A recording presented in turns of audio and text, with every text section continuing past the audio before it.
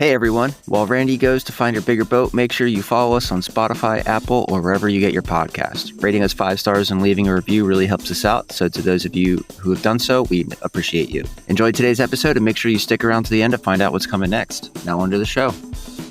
Welcome to Read, Watch, Play, your dive into the stories we love and how they're adapted. This week, we are spending July in Amity to help out the local economy. This is episode 42, and we are covering the great white of summer blockbusters, Jaws. My name is Randy Berridge, and I'm here with baby shark Nick Hinkson. Here we go. Wow. I thought you were going to go with Grandpa Shark, so I think that might be a little bit of an upgrade. Yeah, I was going to call you the left shark, but I didn't know if that reference was still relevant these days. I don't know if the people know that. Was that like Katy Perry's halftime show or something? It was, and based on our demographic information, I think people would have understood. That's true. Yeah, I still think we're at 0% listeners under 18 years old. Yeah. Interesting. I do want to give a quick listener shout out though before we get into this and we kick off. Someone reached out to me on Letterboxd, and let me just get this right. So Thursday, it was probably Thursday or Friday, I was watching, there's a punk rock band called The Descendants over my shoulder here, this album, and they have a Amazon Prime documentary, and I watched it and then blogged it on Letterboxd, and someone responded back and said, related story from one of the followers of your podcast, the artist who designed and drew the band's most iconic album covers, which is Milo, the guy there, was my high school theater teacher. He had art he made for the band all over our classroom's wall. I haven't listened to the band. I don't know anything about them, but your log and review brought out a lot of nostalgia for that year of high school. I was like, that's pretty cool. That is pretty cool. Like, imagine just, yeah. Yeah. I was like, that's pretty neat. Thanks for sharing. Yeah. I guess Letterboxd. I guess I should shout out their name on Letterboxd. I always feel so stupid when I read people's like internet handles because it's always like CheeseWhiz83. But just shout out if you're listening to Jaws. This is Cherry Kiss Lips on Letterboxd. So if you want to follow them, shout out to them. Shout out for responding back. I was just looking at their top 4 after that. I was like, oh, they had some good stuff. No, their top 4 on Letterboxd. No Country for Old Men, Malcolm X, Requiem for a Dream. That is such a fucked up movie. And Do the Right Thing, which is an amazing movie. Good stuff. Thanks for reaching out. What a cool story. I was going to say, I have one thing on handles. I know someone who is in the cybersecurity space, and they made their, Twitter was super popular for them 10 years ago. And they made their handle Anomaly so that it would be the A from the @ is like Anomaly. And I thought that was really good. That is good. And it was funny because they went to, DEF CON in Vegas, and they came back and they were telling me that it was hit or miss whether people got that it was Anomaly or Anomaly, and I thought that was really funny. That is good. What was your AIM screen name? Hinky 007. Love it. It's good stuff. Do you remember yours? I don't think mine was anything exciting. I feel like it was just my name and 1724. I didn't have a no Hinky 007. I wasn't cool enough. We can't all have elite AIM. Yeah, I would have loved to seen 11 years old coming up with that. 007. I like James Bond. I couldn't tell you. I was not into James Bond as a kid. I don't know where the 007 came from. It wasn't any of my numbers in sports. Yeah, you're a big phony. Well, bringing us back on, what are we covering here today? We are covering the 1974 novel by Peter Benchley titled Jaws and the 1975 adaptation by Steven Spielberg of the same name. I have 2 kickoff questions for you. I'm ready. Do you think, are these rapid fires, or are you on are we having a talk? We're still casual conversation. I have some other pews. Do you think Jaws is potentially the most widely seen movie of all time? No. What would you nominate? Maybe Star Wars is a potential. A lot of people have seen Star Wars. Godzilla. Yeah, which one though? That's the thing. The original, the OG one. Any of them. Any of them. Yeah. Jurassic Park, maybe. Jurassic Park for sure is up there. I'm just thinking of Uh, movies that have had the longevity, a theater run, a huge DVD run. maybe Titanic or like Yeah. The Wizard of Oz. Wizard of Oz, that's Wizard of The Oz original Wizard of is a Oz. great shout because I feel like everyone also has their kids watch Wizard of Oz at some point. Like, I remember being sat down to watch that movie as a kid. So it's like everyone sees it at least once. Movies that Maybe branch Harry into the Potter. children, yeah, Harry Potter these days for sure, especially if you had cable TV in the 2000s, ABC Harry Potter weekends. It was on all the time, or whatever they call it these days, freeform. Yeah, I don't know. Do you think this is in the running, not best movie for sure, but I mean, it's a good movie, but do you think this could be in the running for the most important movie of all time? I don't, and I'm gonna give you my list. Yeah, At the very top, I've got Argyle. Right under that, I have shouldn't have anything with drank Steven coffee then. Seagal. Did we just get our first spit take? Yeah. Jack and Jill, Any the Adam Sandler. John Travolta's John Gotti. I mean, there's so many movies that are just Yeah, way, way more important to cinema than yeah. Euro Trip. We just watched that the other week. It was on my brain. I think, like, from a plot and storytelling standpoint, I don't think the Jaws movie was revolutionary, but from a Mhm. special effects and how, like, some of those shots and how they did it with the shark, I do think it was revolutionary, not just evolutionary. So in Yeah, that sense, I think you could be right. yeah. It's at least Between that in and Star Wars, contention. Yeah, for sure. I'd probably say Star Wars is the most for what movies have become the most important movie. Again, not best. There's movies that I like much better than Star Wars, movies that I like much better than Jaws, but, things that just changed everything. I mean, even your Wizard of Oz could I yeah. mean, Wasn't the first movie in color? yeah, and it flipped halfway through and blew people's fucking minds. Yeah. Like, imagine yeah, I can't even, it's crazy to think about what that would be like. I actually will give you this as a rapid fire. Movie poster. Jaws or Jurassic Park? I don't know, but you're probably looking at two that are in the all-time top 5. I mean, they're both so good. As I think about them, I start to convince myself, I'm like, "Okay, nah, it's Jaws." I mean, that shark head coming up is Yes. insane with that font lettering, but then you think about the Jurassic one and you're like, "Wow, this is also a really amazing movie poster." Spielberg just Yes. was lights out in terms of the movie posters in his first 40 years of making film. Like, even the Absolutely. Raiders one is iconic. Yep. Um, just yeah, I think I'd also put E.T. E.T. as a nomination. Yeah, E.T. is a Uh, really iconic movie poster. and then more contemporary examples, I thought the Moonlight poster was Yeah, incredible. striking.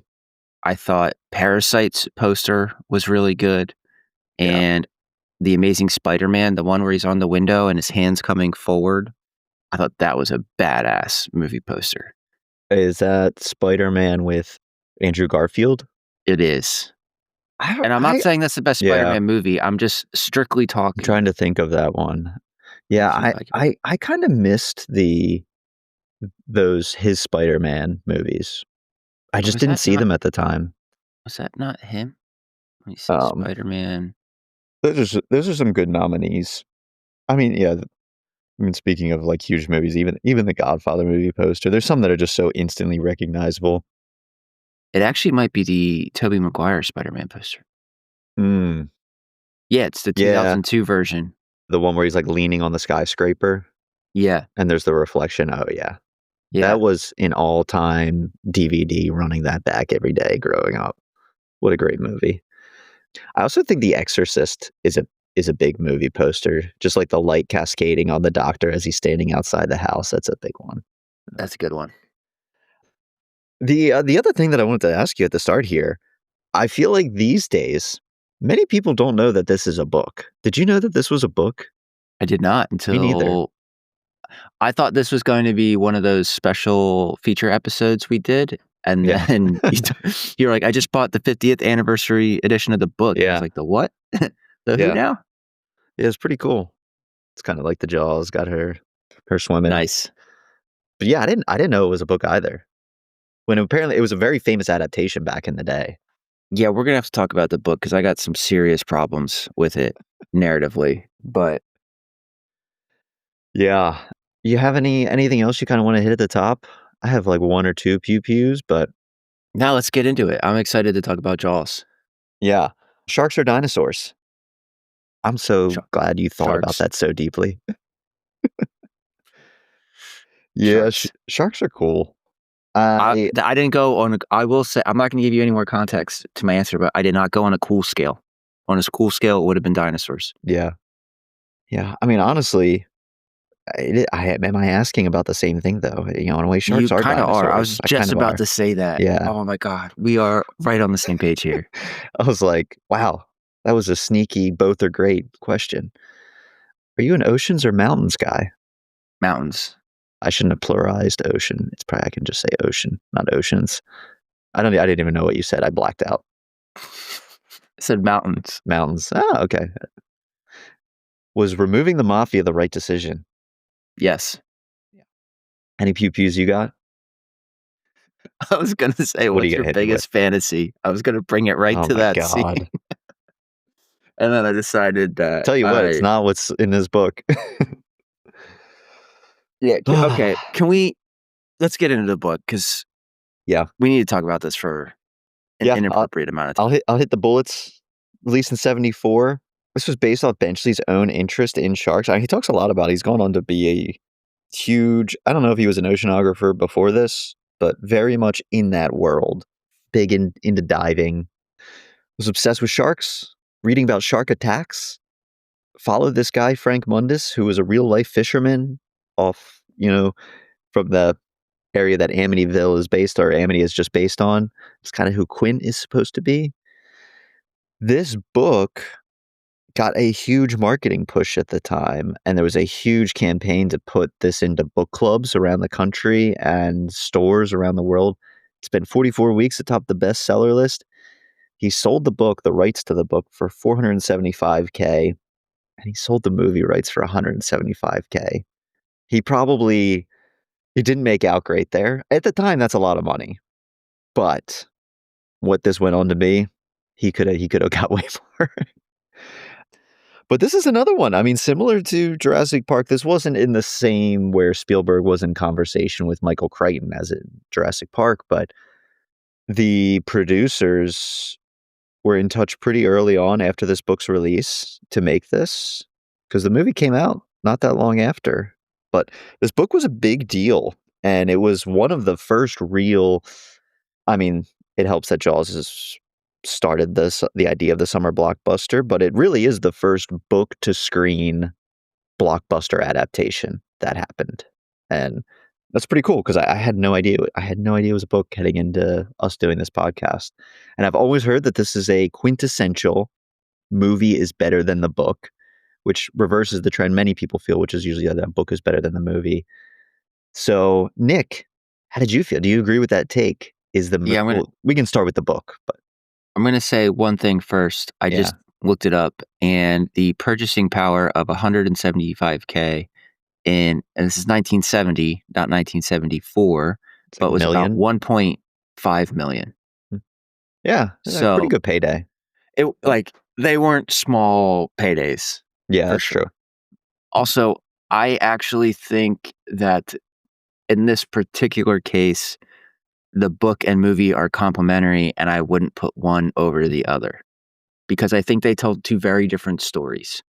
Although the characters are the same, the locations are the same, with the book being focused much more on the internal struggle about doing what's right or what he feels is right, or the political back and forth that happens on the decisions to close the beaches or not to close the beaches, and how these deaths impact the town, and how financially closing the beaches could impact everybody on the town. And that was a really interesting thing about the book that you don't get in the movie, but the movie has incredible visuals. It focuses much more on the action side of of the shark and hunting the shark, but at the same time, you still get the players, the location, and kind of the essence of what happens in Jaws. Yeah, I think it, it's so hard to talk about things of this stature. It's like, what more can be said? But I mean, even on just the book side, the story is really compelling. Like, it is a good moral conundrum, and not to prop up the mayor or anything like that. But you understand Brody's angst in the book, where obviously he really wants to do the right thing and shut down these beaches, and that is his instinct. But he's having these internal monologues thinking about the history of the town and how if he does that, he is dooming the town, and how much that sucks to be in the position that he is in, to have to be making those decisions, to choose, you know, weigh the risk of, do I potentially get more people killed, or do I financially kill this entire town that I live in? Yeah, I mean, it's a good story, you know, at its base level, I feel. it is. It is. It's also apparently a mob story, and it's also got an entirely too long scene about cheating on your husband that adds no meaningful plot structure or purpose. Or we got to talk about it because Yeah. I want to start with the mob. How do you feel about in the book the mayor being involved with the mob? Do you think having it be the mob was the right thing, or do you think you know we could have done corporations or just crippling debt or another way to tell that I don't story I f I feel that they got it right in the movie by to taking cut it out? this. I think it could be compelling, but I don't think it's needed. It felt very half-baked to me in the book, Hmm. where it was a lot of setup, which I feel is all of the side plots in the book are a lot of setup, no payoff, and it doesn't make me feel that much differently about the challenge that Brody is facing and the town is facing, in what to do about this shark. Because even just at a base level, you could understand why the mayor wants to keep this town open regardless of this mafia backing in his real estate venture in the town. Like, I don't really need that if there's not going to be any serious ramifications to it, other than he shows up drunk at the Brody's house while Brody's out with Quinn and is talking to, his wife, Ellen. Yep. It wasn't really needed for me, and I don't feel it added anything. It could be really cool, I think he went on to write more books in this series. Maybe the mafia comes in later, I don't know. But it I don't think I needed it for this first one. I agree. I think I liked the idea of him of the mayor having secret partners and not understanding some of the decisions. I thought that added an intrigue. Totally. I think when you make it the mafia and then they explain that the mafia individual can just walk away scot free no matter what happens and the mayor's left holding the bag, I think Yeah. there was a way you could have had it be some corporate investor who will just sell everything and cripple the town. Like there could have you could have raised the stakes for the entire town Mhm. without it being the mafia. So I don't again, if it comes back in later stories and makes sense, sure. But just on the first one, I don't think it was necessary. No, not at all, and some of those diversions, I mean, it didn't bother me in the book, but it definitely slowed my interest, because as a whole, I think I went in with such low expectations for the book because of what I'd heard, that I ended up I liked the book. I think I gave it a 3 out of 5 on Goodreads. I'd probably give it like a 3.5. I liked it more than I expected to, and I found myself really wanting to read it. Like, I was compelled to continue on and see more of this interior struggle that Brody is having. I found Brody a great sort of everyman character to be inside the head of, dealing with this. And some of those elements, just they they were a little bit of speed bumps in my reading path, but I, Hmm. I still I still overall had a good time with it. But I don't think you need the mafia. No, I completely agree with you. Do you wanna talk about the what would have happened if we had an X-rated movie? Yeah, And this because this drove me nuts. Because again, it like 2/3 of the way into the book, Ellen Brody cheats on Chief Brody with Matt Hooper, yeah, because in the book, they know each other from childhood, but we get 50 pages of that, and it becomes super X-rated with rape fantasies and all sorts of whatever, and then there's no tie-in to the rest of the book.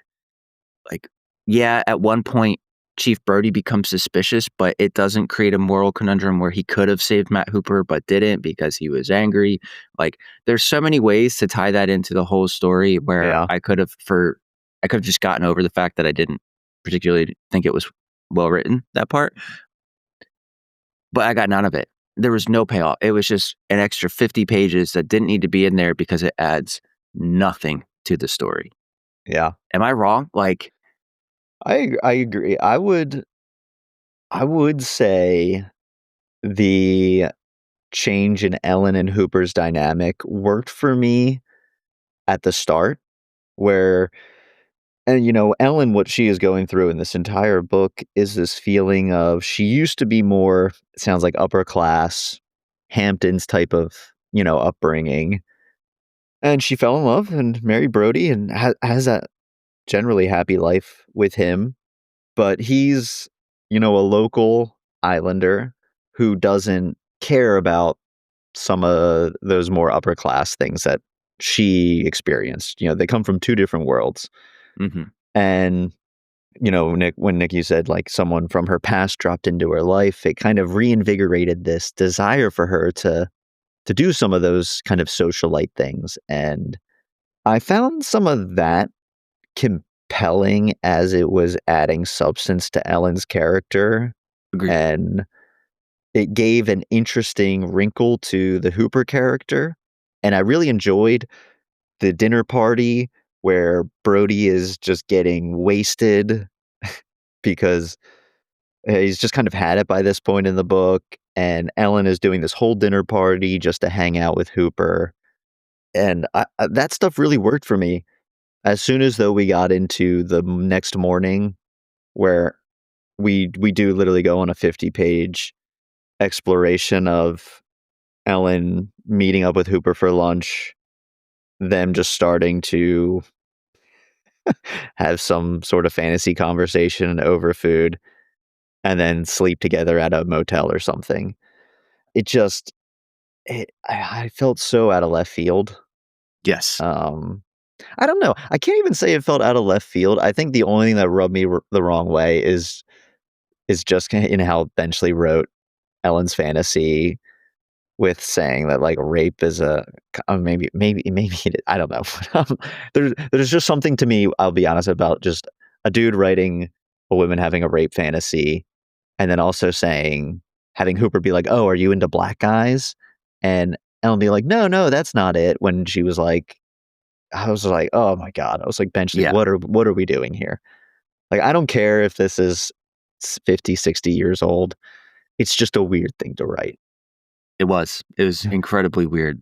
And I listened to the audiobook, so I'm like I'm on a run, and all of a sudden, it just I, like, stopped. I had to, like I couldn't run and listen. It was just weird. I was very uncomfortable. Yeah. I mean, I wasn't I didn't know you were further ahead of me, and I had texted you, and I was like, "Text me when you get there in the book. You'll know what I mean." And you were like, "Oh, the rape fantasy."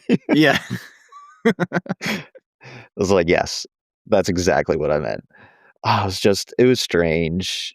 Because outside of that, I liked the book. Like, I was interested in Yeah. seeing how this resolve I mean, obviously, I know how it resolves from seeing the movie, but I was interested in seeing some more of these town dynamics and how Brody navigates trying to save this town and figure out what the hell to do with this shark. Like, it's a compelling, plot beat for me. I do wanna also say as we can stick on the book and maybe we'll get more into this in the movie because I think the character in the movie is so strong. I I didn't really like Quint in the book. I found Quint pretty insufferable, and Really? that is not a I should say, I find I find the character of Quint better in the movie, but I'm not saying that the character is bad in the book. Maybe I'm just saying more of like, he just bothered me. I don't know what it was. There was some sort of charm, and maybe it was because we got a more of an introspection into Quint in the movie with that drinking scene at night on the boat, but the book character, I don't know. Maybe it just reminded me of those, I mean, he's clearly like a racist old-timey dude, and I just get annoyed by the type of people who are, like, really quiet and reserved, but then as soon as they start talking, Brody says by, like, the afternoon, Quint, wouldn't shut the fuck up on the boat, and I'm like, "Man, I just can't stand people like that."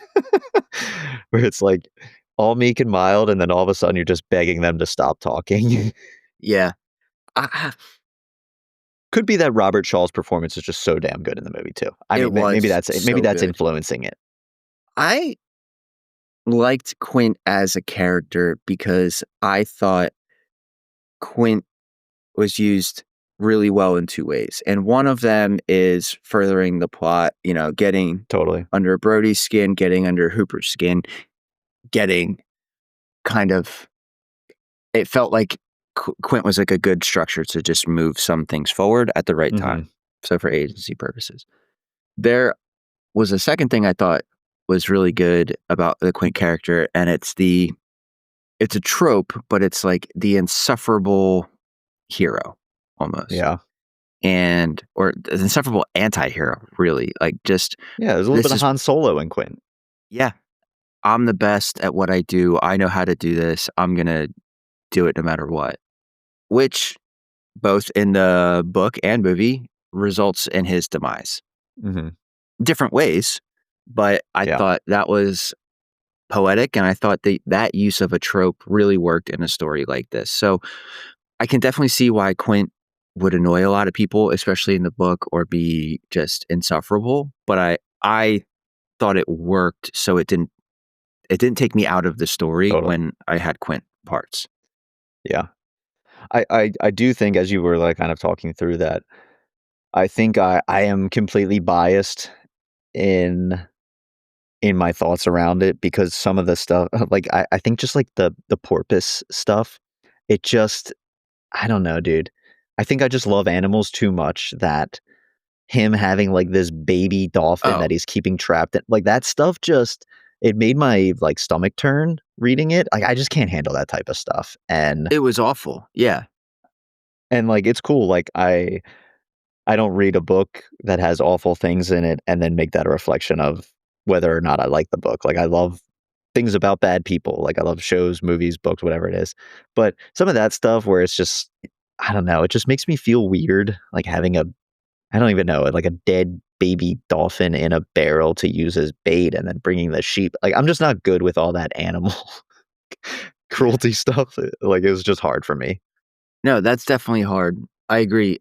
But to kind of what I was saying earlier, it took Yeah, the Quint character on this.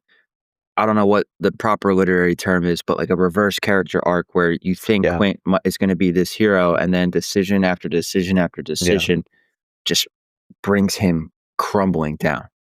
Yeah, I mean, because he comes into the book, I mean, he is introduced like he's going to be the savior of Right. the town, and he has these mythical fishing knowledge powers that Yeah. and, it is his demise.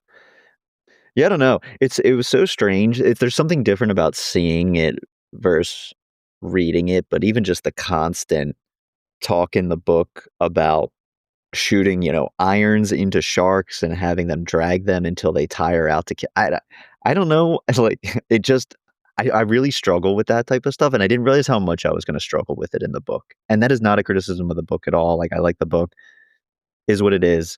But something about just like hunting animal for sport, it just I don't know, it just makes me feel weird. No, that's But entirely fair. but one quick diversion. I just saw this note I had in my notebook. After the first shark killing, when they find the girl's body and he goes to have Mhm. lunch with Harry Meadows. Actually, that was something I really liked in the book was the journalist Harry Meadows and Brody and his dynamic and the payoff you get of Meadows writing the story at the end that Brody tried to do the right thing and was a good, chief of police. I enjoyed the whole plot in the book.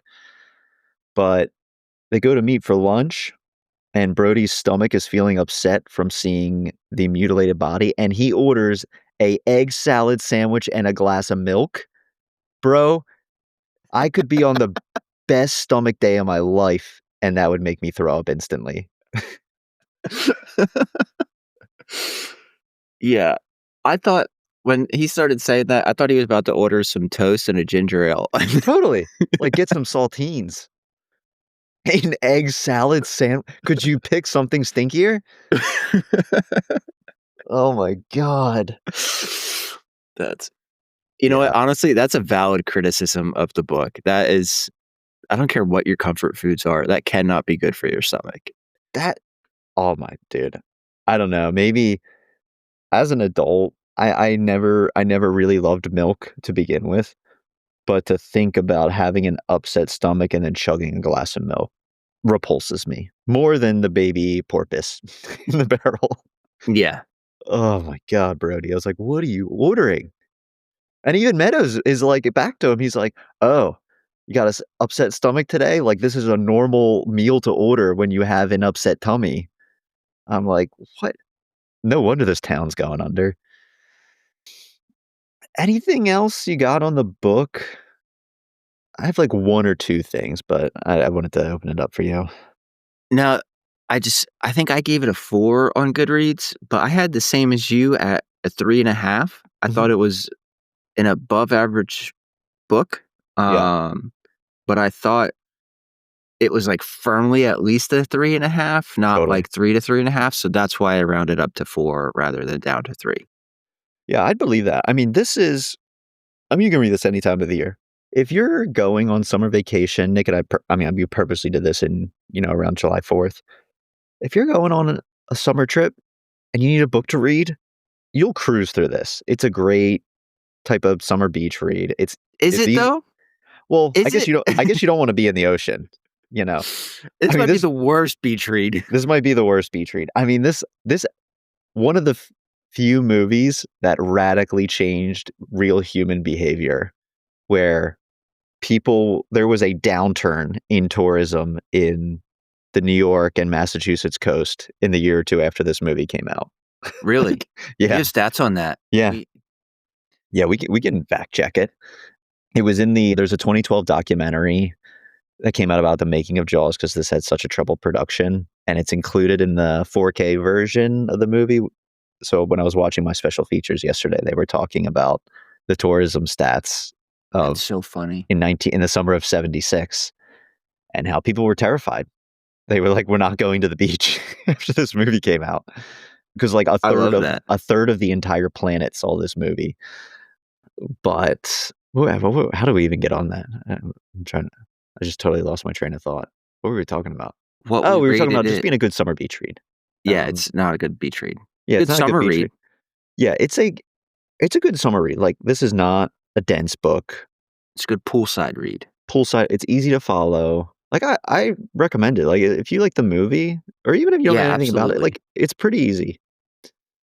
The only other things that I clocked in the book were I never really thought about that Quint's boat's named the Orca, the only animal that is above the great white in the food chain. I was like, "Oh, that's a nice little tie-in." I looked up the going rate today for Quint for what he was charging. So in today dollars, they were paying Quint about 2,600 a day. That checks Um, out. that checks out. Full day on a boat, Yeah. plus the guy like, you have all the yeah.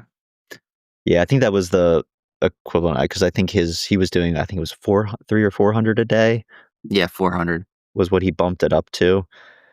And no, actually that was the only numbers check that I had, which whenever I'm seeing something old like that and they give a dollar figure, I always go instantly to the inflation calculator.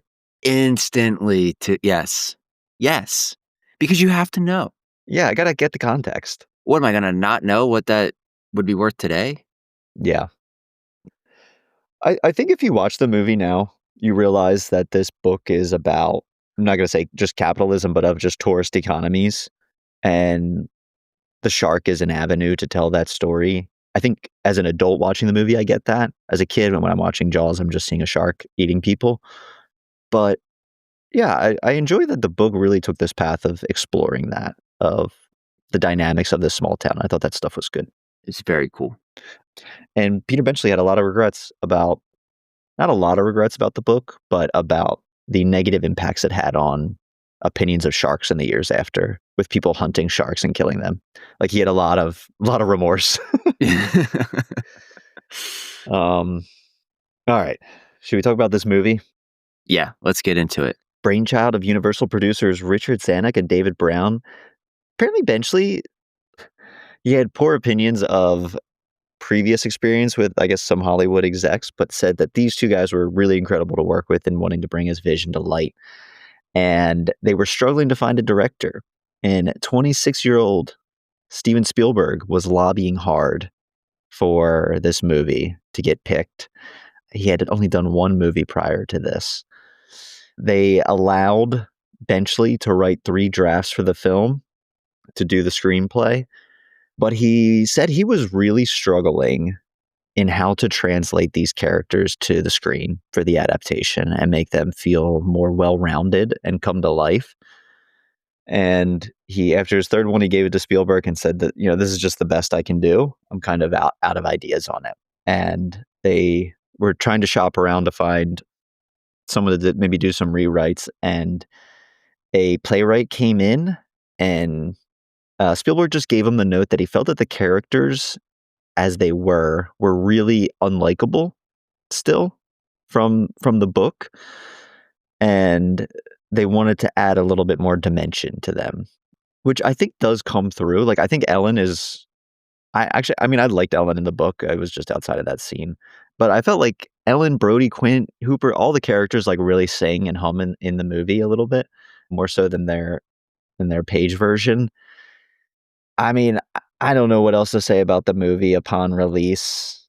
It changed. It invented the blockbuster. Spielberg goes on to reset what a blockbuster movie is every single decade from here on out. With this, Raiders, E.T., Jurassic Park. I mean, everyone knows about that stuff. But the crazy thing about the release of this was the first movie to release on a mass screen scale, which is like 400 plus screens in America. Prior to that, the movies did slow rollouts and went across the country typically. Like, when Gone with the Wind came out, it was like it released in this city and then it moved over to this city and it would expand from there. Jaws was the first time they attempted to do every screen in the US at once and change the game. I mean, who knew? Releasing it on everything, people wanted to see it, but they had a huge marketing campaign for it. And they had some crazy stat where they aired it on ABC in 1979, because at this time you couldn't just buy a movie and watch it at home. Like, that wasn't right an available option.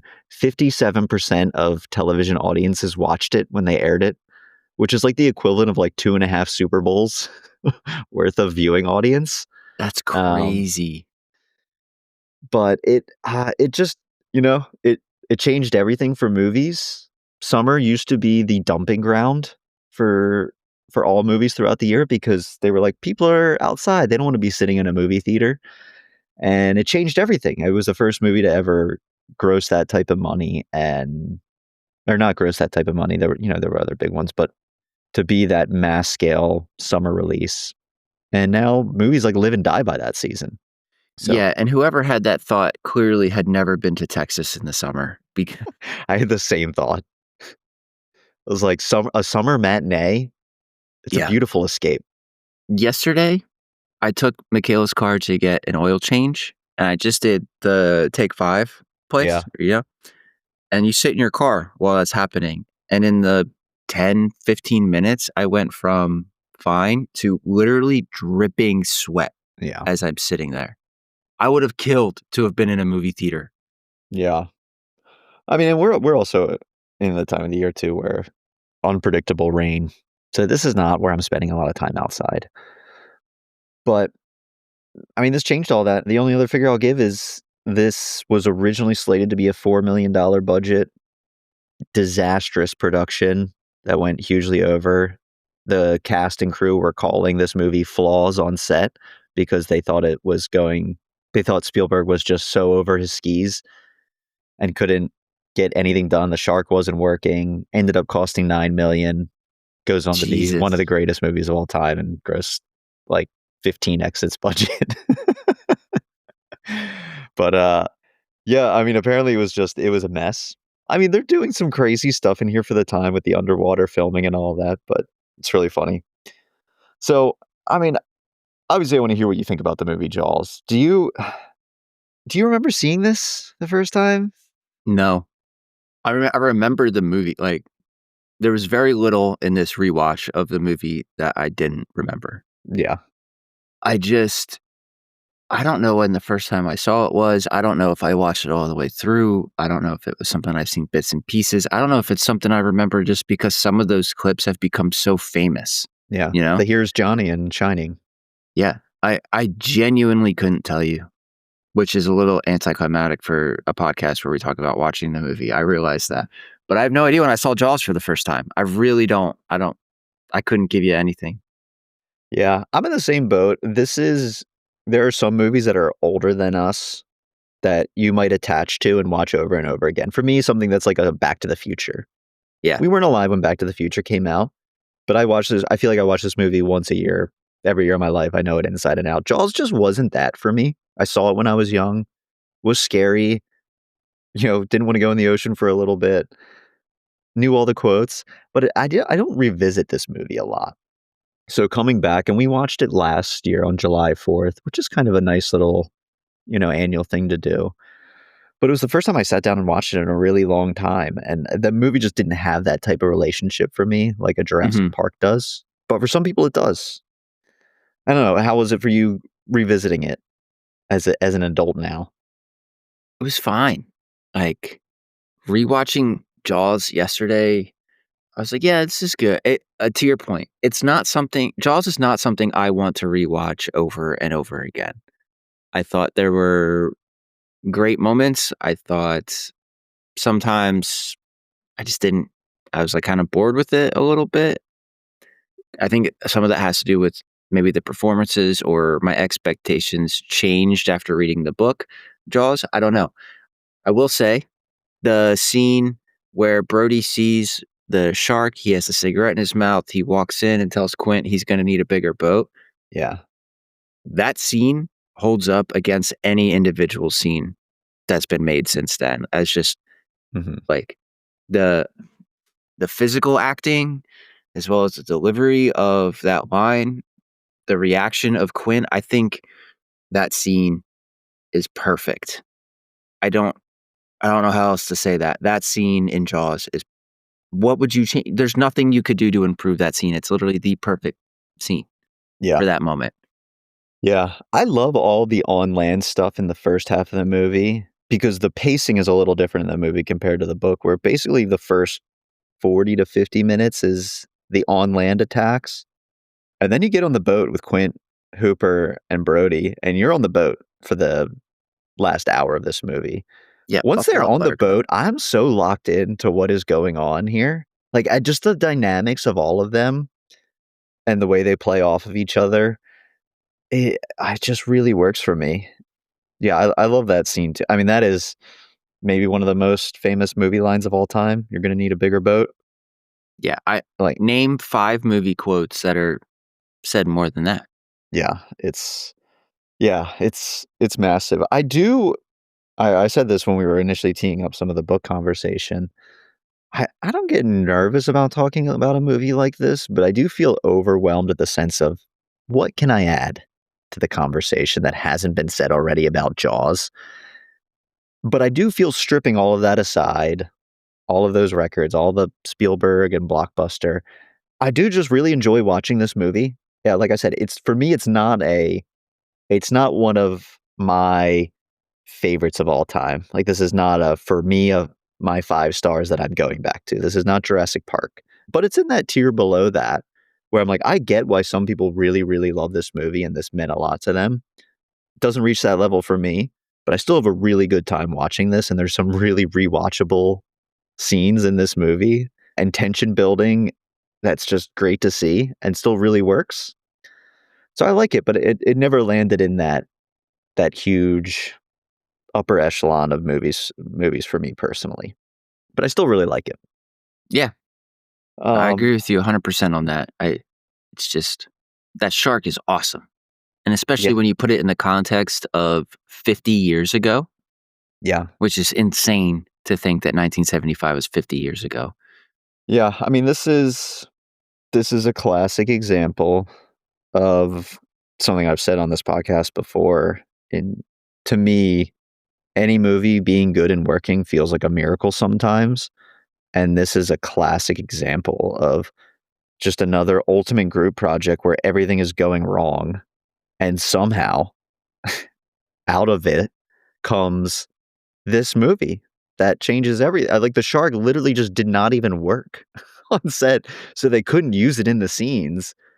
So that's why they hid it the whole movie, and only could use it at the end bits. Like, it's like when you're writing a book, you don't have to contend with those problems or those challenges. You can just write whatever you want. But when you're filming this, like, you only have so many days to shoot, and you only have so much you can invent at this time, and they don't really have CGI yet. Yeah. So they're just trying to figure out, how the hell do we film this? And how do we have a movie about a killer shark if our shark's not even working? It's just it's crazy. What I want to know is your thoughts on two changes in the Yeah. book. Yeah, I have a list of changes. Let's hit those. What did you think about the decision to have Quint eaten by the shark rather than dragged down Moby Dick style? I thought the imagery that in my mind when reading that was really cool. I was not expecting that in the book Mhm. of Brody just seeing him sink. I'm so is it a cop out to say I'm glad we have both because that book imagery was really awesome, but seeing Quint have maybe one of the most brutal on-screen deaths I've ever seen in my life in a movie, that this is one of the few things that I remember from watching this as a kid, is Quint screaming bloody murder while he's being blood is popping out of his mouth, being dragged down. That is terrifying. This movie has a PG rating in the 70s. That's insane. That would never get a P. Jaws having a death scene like that would never get less than PG-13. It opens with a naked woman swimming and then getting mutilated, and this movie was PG rated. But Quint's death scene in the movie is wild, like, really wild. So I don't know. I think it's a cop out to say I'm glad we have both, because It's there's not a something cop more. out. Yeah, there's something more haunting about the book, but the movie is just so visceral, and you get the whole payoff of the shark in the movie Yeah. form there. I don't know. What do you think? I like your answer. I think reading one thing Peter did really well writing the book Jaws is writing the scene where Quint gets drugged down, to your point. Yeah. The imagery is fantastic. I think it was super well written. It was vivid, yet left room for the imagination. If you're going to spend $9 million on an animatronic shark in 1975 for the movie Jaws, you want it to eat people. Yeah. That was an epic scene. It was an epic. You can like both. You don't have to have a favorite over there. I think it's fine to say both there. Yeah. My second question is another big change from the book to the movie Jaws was the decision to keep Matt Hooper alive and for Matt Hooper to escape from the shark. What are those Cage. called? Cage? Yeah. Wow. Yeah, that I should probably know that word. Was that a good decision for you or a bad decision for you? There's something really, really, I don't know if Spielbergian is the right word. That's probably just a made up word, but there's It's something definitely a very, made up word. very Spielbergian about both of them living at the end and them floating in the water there. Like, Brody just surviving on his own doesn't feel what we have come to know of a Spielberg movie.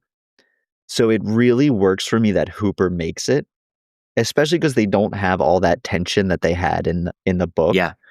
I was shocked when I read the book and he didn't make it. I was not seeing that death coming. So I don't know. I again, I this is such a great example of I really like both versions. I think Spielberg made the right choice for the movie. Okay. And it paid off because then I was surprised when I read the book that he died. I don't know. How did you feel? I think to what you just said, in Spielberg's version of Jaws, when you remove the Ellen cheating on Brody with Hooper, and the relationship between Brody and Hooper was made to be much more collaborative through most of this rather than there being that tension. I think it Yeah. was a good decision. Yeah. Um, I liked it, at least. I don't know Yeah. what other people think. Yeah. I mean, the Hooper character in general, I mean, one you said they made the change of they didn't Spielberg's one note was I'm not including any of the fantasy romance stuff. As a Good bonus call. point for Spielberg, yeah. Good call, Stevie. But I do feel like they made some nods to it when Hooper brings over the bottles of wine for dinner or just to, see Brody at his house. I also love when Brody just uncorks that wine and pulls like a full pint glass of wine. That was awesome. That was really funny. That was truly comedic moment Yeah. that killed Elite that. stuff. Yes. But Hooper and Ellen are flirting, a bit in that conversation. They're kind of really bonding in that moment and he's making her laugh. And Brody's just kind of checked out and exhausted at this point in the day. And I think at this point in the movie is when Brody is wanting to convince they're calling, the shark mystery solved. They've caught that blue shark that they've said is the one that's been eating everyone, which I did really enjoy that fake out in the movie as an addition. Yeah, that was good. And then but he's trying to prod Hooper and say, "You don't really believe that this was the shark, that we got this. Like, let's go cut this open." Yeah. And I did like that in that dinner scene, they were nodding to the Ellen Hooper romance from the book by just having them kind of flirt at this table. So it was a little knowing to me. I enjoy that scene, mainly for that wine pour. Yeah. I mean, speaking of best scenes, though, we're going to have to give the award. Yeah. And I think there's really only one contender here. So you're going to need a bigger boat. Yeah. I will not listen to arguments for another scene winning this award. I don't think you can have a scene that still gets quoted 50 years later and not have it be the best scene in the movie. Yeah. I'd say it's the best quote. I don't think it's my best scene. I have not a surprising best scene. Is it when Quint gets eaten, since we just spent a ton of time talking No. about that one? It's actually, I love the July 4th beach scene because the anxiety of Brody sitting on the beach. One, we get the infamous Jaws zoom in shot on Brody's face where it pans into him, which was called the Jaws shot for the longest time. Then people just stopped doing it because it felt campy to rip this off. But I love where this town is wanting to believe that the shark thing has passed. The mayor's having to convince his buddy Larry, the old guy on the beach, to go into the water. He's like, "Why aren't you swimming, Larry?" He's like, "Oh, I just applied sunscreen. I ate 30 minutes ago. Mom said I can't go in." And all the kids are playing, and the Alex Kintner, I believe is the boy's name, tells his mom he wants to go in, and he goes in on his raft, and people are splashing around, and you can't see what's going on. And that shark attack in that mayhem of just kids playing in the water and everyone like, "Whoa, did you see that on the beach?" And then everyone running down to the beach. And then his mom realizing where's Alex, like she's seeing everyone and not seeing her son on the beach. And then you see his float come up. I think that scene is, I think stripping out knowing that they like didn't want to show too much of the shark because they physically couldn't. That scene, I think, is just such expert filmmaking and storytelling. and you understand all the dynamics between how Brody's feeling, how the mayor's feeling. Ellen is nervous and wants her kids to play, but also is like, I don't really know if I want them going in the water yet. And this town trying to will themselves into believing that things are okay. And then as soon as they do, shit just hits the fan. I mean, compare that with all like, you have the two kids pretending to be the shark. And then, Ellen tells her kids she wants them to go play in the sound or the bay or the whatever instead of the actual ocean. Yep. I love the July 4th scene so much. So, and then the shark ends up in the bay, right where. And then the shark ends up in the bay. Yeah, good move, Ellen. I also love that old dude who who's that woman is like leaning back on the float, and Brody is just on red alert. And he thinks he sees the shark, but it's just that really old dude in the swimming cap swims like under the woman. And then he comes up and he's like, I don't know, he's giving Brody some shit about like not liking to swim. Yeah. I don't know why. That old dude just makes me laugh every time he comes up with his swim cap. Fair enough. There's always that old dude at the beach who's just swimming laps for 9 hours. Listen, that old dude's gonna live forever. It's not gonna be me. I mean, he's pretty old there. Yeah, you're right. Maybe that's the secret. I do like the town hall too. I think the town hall is a great scene. Okay. One note I had was I thought Quint's introduction in the movie, outside of having to listen to nails on a chalkboard, his introduction in the movie, I think, is so superior to the book. I actually thought the nails on the chalkboard was really funny. It is funny, but it's like, I don't know. I have weird reactions to noises like silverware on plates, like makes me want to vomit. I'll keep that in mind when we're at the beach. Yeah, please don't. But I mean, him just back there, and he goes, "I'll catch a shark." I'm like, what even accent is this guy speaking with here? 2,600 a day. How much did he say? 3,000, but I'll kill it for 10. Yeah. It's just, I'll find it for 3, but I'll kill it for 10. Yeah, it's just like the classic seafaring captain. Expect him to be wearing a yellow poncho.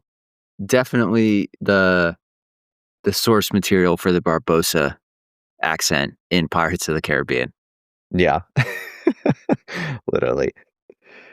I would. This is the type of movie where I'm not going to fault anyone for what they say their best scene is. I do really agree that a lot of that stuff towards the end on the boat is so good. With the scenes you're talking about with Brody, and you're going to need a bigger boat. I love their drinking and their scars competition down there. I mean, what dudes among us have not just broken into a song after a few beverages with their friends? It happens. Yeah, usually it's Mr. Brightside, but I guess that wasn't around in 1975. So no, I was trying to Shazam what they were singing because I wasn't very familiar with it. There was a good story. I mean, Robert Shaw, the guy who plays Quint, lived a hard life. 3 marriages, 10 children, died at 51, lifelong alcoholic. The fact that he is younger than 51 in this movie is astounding for how aging has changed in the world. But he claimed that he wanted to originally be drunk in real life for this scene to method act for Quint's monologue. I think it was just an excuse to probably drink. But he called Spielberg the next morning and said he had a lot of regret about it. Felt he didn't nail it, and asked Spielberg if he could have another go at his Japan monologue when they're floating in the water and get, attacked by the sharks there. And apparently he just hit it in one take the next day. Really? And that's the one they kept, yeah. And I love that scene. A lot of that stuff really just adds a lot more substance to Quint for me, of why he's even in this profession, why he's so gung-ho on getting this shark. Yeah. I actually did like that in the book a lot when Quint says, when Brody's like, we're out of money, we can't pay you for another day. And Quint is like, this is personal now. Like, I gotta go get this shark. In terms of casting, what are your thoughts on best casting?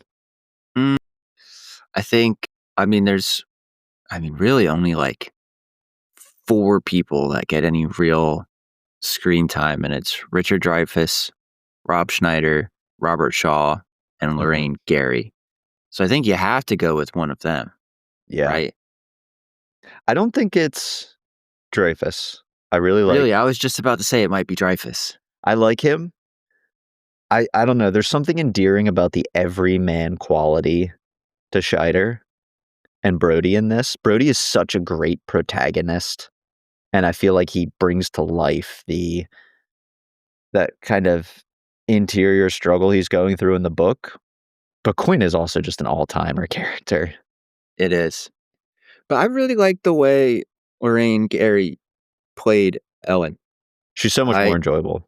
I thought she took a character that I was very low on and really elevated her for me. Yeah. Yeah. So you would go with Roy Scheider? I think I think if I really had to pick, I'm probably going Robert Shaw for Quint because Quint just he feels like a movie in and of itself, so larger than life. And I get that he's trying to be the eccentric to Brody's straight man type of persona. So Brody can be just a little less exciting at times. Mhm. I don't know. Yeah, Quint for I don't know. I love Quint in the movie, but I don't know. I like all three of them. I'm getting myself all twisted around here. You would go Dreyfus? Yeah, I think no, No. I wouldn't. I would go Roy. I was gonna Yeah. change my mind. But Dreyfuss, I just thought Matt Hooper's portrayal in the movie was excellent. But so Yeah. was I mean, like, all 4 of them. I if you wanted to pick any one of those 4 that we just named, I would not fight you. No, I agree. Great off the bench supporting performance too by the mayor who gets like 4 scenes in this movie and is exactly what you expect the mayor to be. Murray Hamilton? Yeah, so good.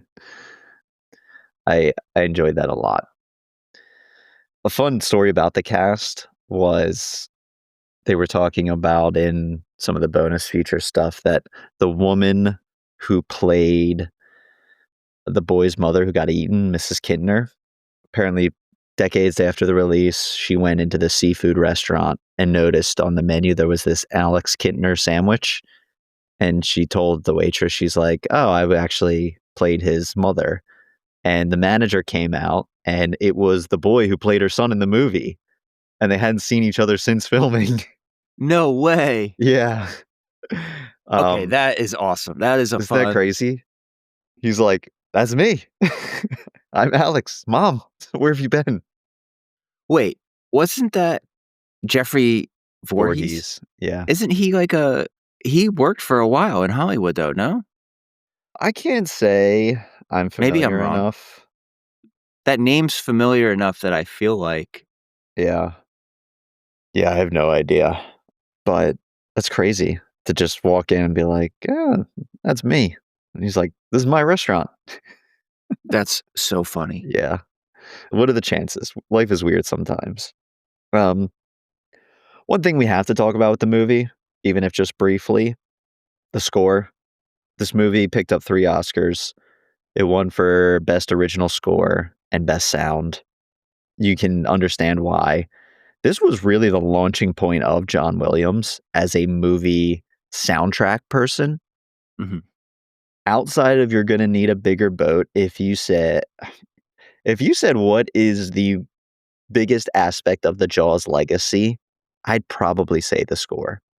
Everybody, even if you've never seen this movie, if you play one note of that score, everyone instantly knows what it is. It's been so associated with the ocean and sharks.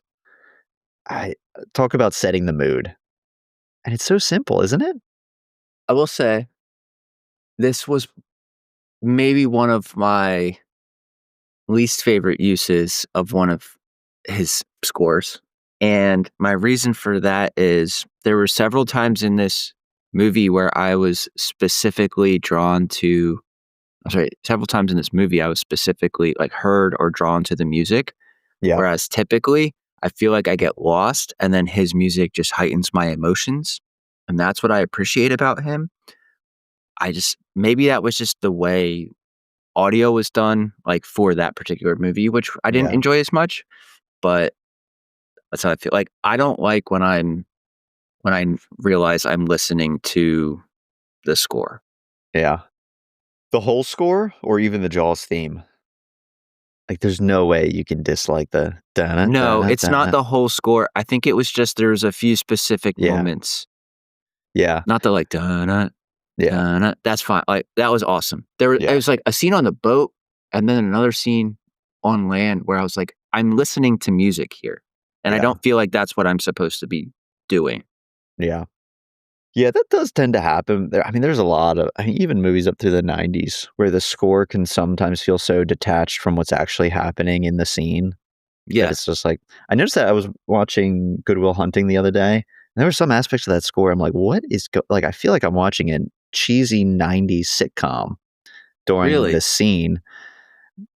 I think things have just I don't know, things were just a little bit different, and in some regards, but I hear you there.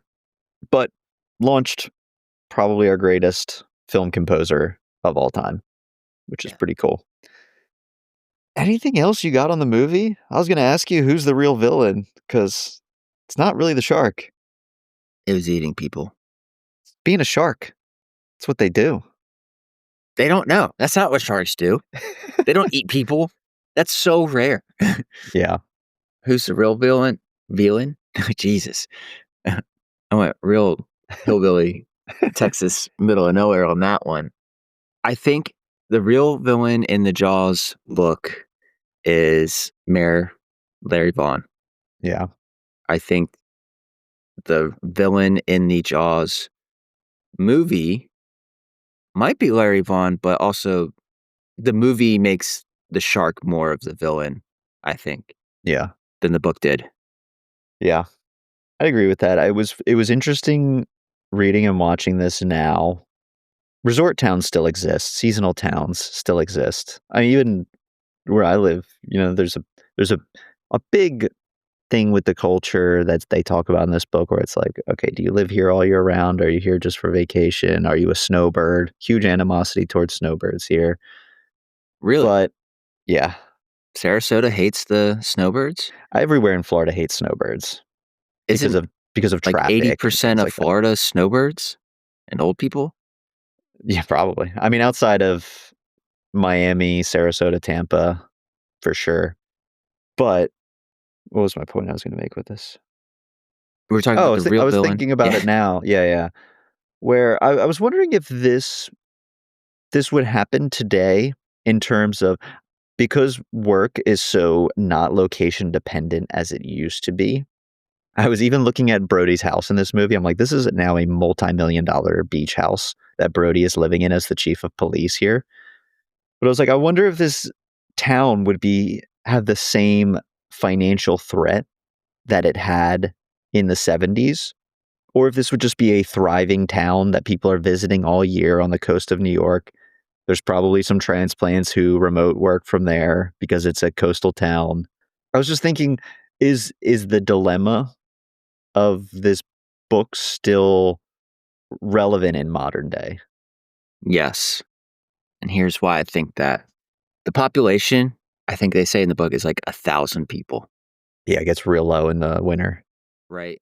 And even though there would be people who live there that have remote jobs that, have a little bit higher of an income, and people may visit longer, now with climate change, a lot of the people that we got to explore during the book were small boutique shop owners, Yeah, restaurant owners, people that work on boats, people that fix summer homes. It's still a gig economy, and even if you only have 1,000 people, you're not bringing enough people in year round to support that kind of economy. It might lessen yeah, the burden, but I don't think it would change. It's just too small. yeah. Yeah, I mean, I guess, I don't know, you have more experience with this than me. I've only been there once off season, but Outer Banks has a similar type of ebb and flow throughout the year, doesn't it? I mean, the Yeah, and, summers are and half crazy the there, things are closed if you go and in the winter, half the right? things are Like closed in there's the a few winter. things that can sustain staying open, Yeah. but you don't get the full. Yeah, I'm sure restaurants live off the summer. Yeah, I mean, some of these restaurants are booked from open to close May through end of September, right? And Yeah. that's like a good chunk of the year, Yeah. right? Especially there. But I mean, like, renters will go through early October now Mhm. because it's still in the 70s and 80s, Yeah. and they'll start in late April. So it is changing, but if you go in January, not everything's open for sure, Yeah. especially from like a restaurant standpoint. Yeah. I'm sure the January, February period of the year is tough because you might like Thanksgiving, Christmas, you might get people who are doing, I don't know, maybe Yeah, like a family you do. trip there or something. But post holidays, that's gotta be a ghost town. It's gotta be tough. You go to one of the there's 2 grocery stores. There's a Food Lion and a Harris Teeter there, and the Harris Teeter is much larger, Yeah. right? And you go in the summer and you can get whatever you want. It's fully stocked. There's fresh produce, fresh meats, fresh fish, whatever. You go Yeah. in the winter and it's like Bubba's Burgers, Yeah. some ground beef, a few pieces of chicken. There's not anything really. Mhm. Yeah. Different world. I guess as a bit of a wrap up, just wanna ask you, do you think this was a do you like, when you think about this as an adaptation, good adaptation? Yes, very good. I liked it because I said earlier, they're Jaws the book and Jaws the movie are super complementary, and that was a value add for me. Yeah. Yeah, I think in a lot of ways, not a perfect movie for me, but in terms of adapting a source material, like a perfect adaptation in the sense of pulling out the right things, cutting the right things, getting a great cast to bring the characters to life. They did so many things right, even if the production felt like hell at the time for those going through it. Really, really great job. I think it being, we just hit the 50th anniversary this year of this movie coming out. A lot of ways doesn't feel like a 50-year-old movie. Like it still looks pretty great. You watching it with kind of some of the upscaling these days, it holds up. It's fun. It's a fun movie to revisit and see some of this. Good to watch in the summer. But I agree. I think they made some of the right decisions on what to cut, what to add. Who won the movie for you? Spielberg. Yep, me too. I don't even know who else would win that movie. Spielberg just won movies for the next 40 years of his life. Who lost the movie? The Northeast beach towns. They lost. Yeah. Yeah, Cape Cod probably had a rough next season.